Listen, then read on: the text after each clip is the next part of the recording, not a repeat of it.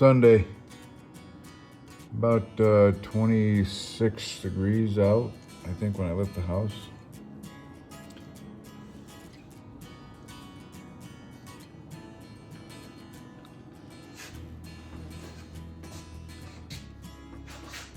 I've got the state inspector coming up tomorrow. I need to get my fire blocking up.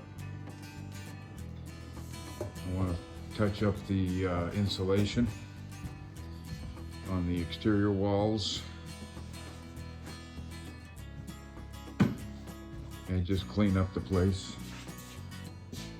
and have it ready. Halloween, folks. I've got all my fire blocking in, except for this soffit up here. I'm thinking I'll block it up there. I'll do that when we get this stuff going. All of my walls are done as far as filled with insulation.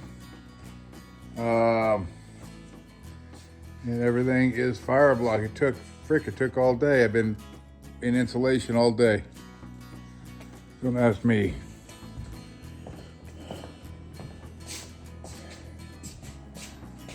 Inspector tomorrow, drywall tomorrow.